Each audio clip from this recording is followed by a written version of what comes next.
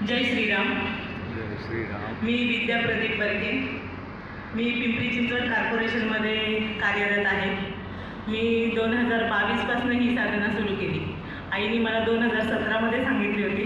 माझ्या डोक्यात प्रकाश पडला 2022ला आणि तेव्हापासून मी ही साधना सुरू केली. या साधनेमध्ये माझ्यामध्ये इतका बदल झाला, म्हणजे शारीरिक झाला, मानसिक झाला, वैचारिक झाला.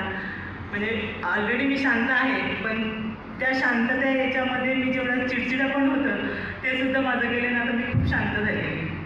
आता ताईंनी एक भजन गायलं, त्याच्यात त्यांनी म्हणजे त्यातलं हेच पदच असं आहे की तुम बिन कोई नाही काय म्हणजे असं.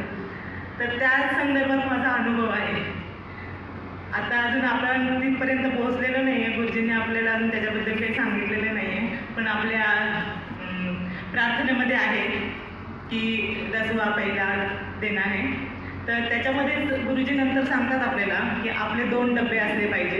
एक की आपल्या उत्पन्नातला 10वा हिस्सा काढायचा आहे बाजूला, आणि दुसरा जो एक डब्बा असणार आहे तो आपल्याला जे काही हवं आहे किंवा आपल्याला काही ज्या अडचणी आहेत त्या अडचणी सॉल्व करण्यासाठी जो भगवंताचा डब्बा पाहिजे. तर त्याबद्दलचा मी अनुभव सांगते तुम्हाला.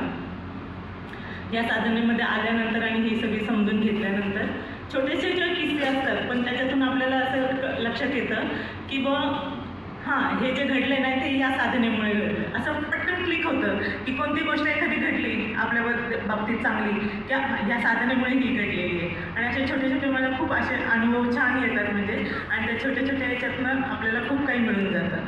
तर तो छोटासा हा किस्सा आहे. आम्ही दोघं पती पत्नी डीमार्टला जातो, म्हणजे दर महिन्यालाच जातो. आणि तिथे खरेदी करताना आमची सगळी खरेदी झाली आणि नंतर मला एक टॉप आवडला. तो टॉप मला ट्रायल करायचा होता, म्हणून माझ्या हातातली जी पर्स होती ती पर्स मी माझ्या मिस्टरांच्या हातामध्ये दिली आणि मी ट्रायलला गेले. आणि त्यांना पण मग त्यांच्या त्या सेक्शनला गेले, ते मेन्सच्या सेक्शनला टी शर्ट वगैरे असं काही बघत असतील ते. माझं ट्रायल वगैरे झालं, जे पसंत पडलं ते घेतलं आणि आम्ही तिथून निघाल्यावर आता पेमेंट करायचं होतं मला, म्हणून आम्ही त्या साईडला निघाल्यावर लक्षात आलं की जी मी मिस्टरांच्या हातात दिलेली पर्स होती ती त्यांच्याही हातात नव्हती आणि माझ्या पण हातात नव्हती. ती त्यांच्याकडून चुकून कुठेतरी ठेवली गेली होती. मग आम्ही खूप टेन्शनमध्ये तिथं खूप वेळ शोधला. आम्ही जवळजवळ 10-15 मिनटं शोधलं की तुम्ही कुठं गेला होता, तुम्ही कुठं गेले होते. आणि माझं एवढं लक्षात होतं की मी ट्रायलला चालले होते तर माझ्या मिस्टरांच्या हातात दिले होते, आणि त्यांच्याही लक्षात होतं की आपल्याकडनं कुठेतरी ती ठेवली गेली आहे बस. 10-15 मिनटं शोधले, काही सापडली नाही. मग आम्ही तिथे काउंटरला गेलो की आमचं असं झालेलं आहे आमची पर्स हरवलेली. ते म्हटलं की आता म्हणजे आम्ही म्हटलं की CCTV चेक करा, आम्हाला चेक करू द्या बॉस. ते म्हटले की नाही, आता आम्हाला अलाउड नाही आहे कस्टमरला CCTV दाखवण्यासाठी. पण माझे मिस्टर म्हणे नाही, आमची पर्स गेली आहे तर आम्हाला ते एकदा बघून आले. ते म्हणे काही कुठे दिसत नाही आहे. मिस्टर म्हटले नाही, मला तर बघायचंच आहे आणि तुम्ही मला दाखवा असं. मग ते गेले आणि मी एका ठिकाणी काउंटरला बसून राहिले. ते त्यांच्याबरोबर गेले, थोडंसं वाद घालून वगैरे की नाही मला चेकच करायचं. ते तिकडे गेले आणि याच्यामध्ये 15-20 मिनटं गेले. काय करणार, मी बसलेले होते आणि मला ईश्वराचं स्मरण झालं. तिथे मी डोळे झाकून, माझ्या हातात तर पैसे नव्हते, पण जे या साधनेमध्ये सांगितलं आहे की आपल्याला जे काही आहे ते जर आपण प्रार्थनेचा पैसे बाजूला काढून ईश्वराची जर आपण आळवणी केली तर ईश्वर आपल्या सतत पाठीचे आहे. ते जे आता भजनामध्ये पण आपल्याला कळलं आहे.